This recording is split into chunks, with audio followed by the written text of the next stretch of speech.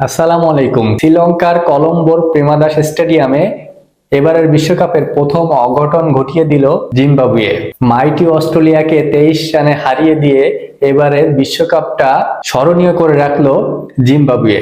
আসলে জিম্বাবুয়ে অস্ট্রেলিয়াকে হারালো কোথায়, এবং এই মাইটি অস্ট্রেলিয়া জিম্বাবুয়ের কাছে হারবে এটা কি কেউ কল্পনাও করেছিল? সেটাই করে দেখিয়েছে সেকেন্দার রাজার জিম্বাবুয়ে। চলুন বিস্তারিত একটু আলোচনা করে দেখা যায়। দেখুন, আজকে এই কলম্বোর প্রেমাদাস স্টেডিয়ামে অস্ট্রেলিয়া টসে জিতে ব্যাটিং এ পাঠায় জিম্বাবুয়েকে, এবং জিম্বাবুয়ে এর প্রপার কাজে লাগায় তাদের এই সুযোগটা। আগে থেকে বলে নি, এই মাইটি অস্ট্রেলিয়াকে জিম্বাবুয়ে কিন্তু টি-20 সিরিজ কখনোই হারাতে পারেনি। হারাবেই বা কিভাবে? 2006 সাল থেকে টি-20 শুরু বাংলাদেশের সাথেই জিম্বাবুয়ের। তারা মাত্র এই 2026 সালে এসে মাত্র একটা সিরিজ খেলতে পেরেছে অস্ট্রেলিয়ার সাথে, সেটাও পাকিস্তানের সাথে ট্রাই নেশন সিরিজ 2018 সালে।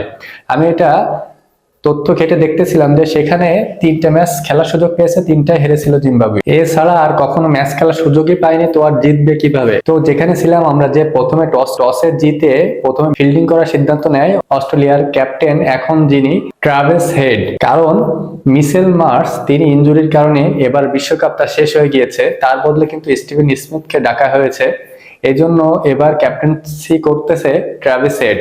তো ট্রাভিস হেডের এই সিদ্ধান্তটা ভালোভাবেই কাজে লাগায় কিন্তু জিম্বাবুয়ের ওপেনিং যে ব্যাটসম্যান তারাই কিন্তু দুর্দান্ত খেলে, এবং ওপেনিং এ যিনি নামেন বেনেট, তিনি 56 বলে 64 রানে দুর্দান্ত একটা ইনিংস খেলেন।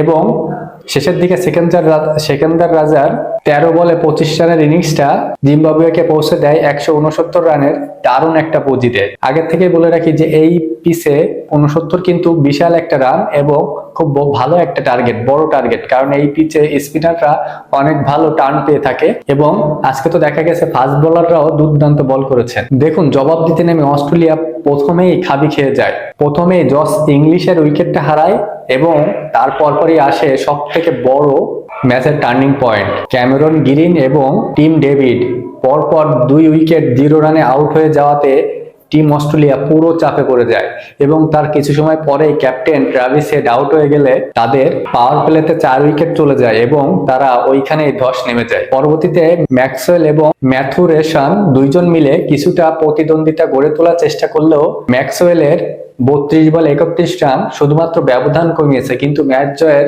কোনো অপশনই কিন্তু খুঁজে পাচ্ছিল না অস্ট্রেলিয়া।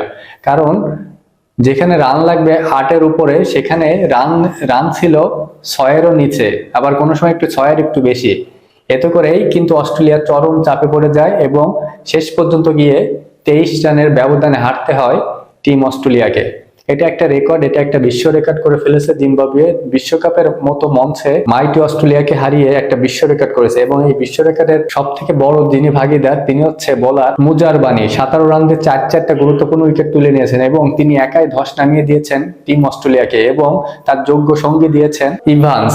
তিনি 23 রানে 3 উইকেট নিয়েছেন, এবং তিনিও দারুণ বল করেছেন। এবং সব থেকে গুরুত্বপূর্ণ একটা কথা হচ্ছে, ম্যাচের তখন 17 ওভার, তখন টনি মোয়ানসেংকে যে দুর্দান্ত একটা ক্যাচ নিলেন, সেটা কিন্তু ম্যাচের ভাগ্য অনেকটাই গড়ে দিয়েছে এবং অনেকটাই উজ্জীবিত করেছে জিম্বাবুয়েকে। ওইভাবে 15 মিটার ব্যবধান দৌড়ে এসে যেভাবে করে ক্যাচটা লুফে নিলেন এবারের বিশ্বকাপে, সেটা হতে যাচ্ছে কিন্তু সেরা একটা ক্যাচ বলে আমি মনে করি।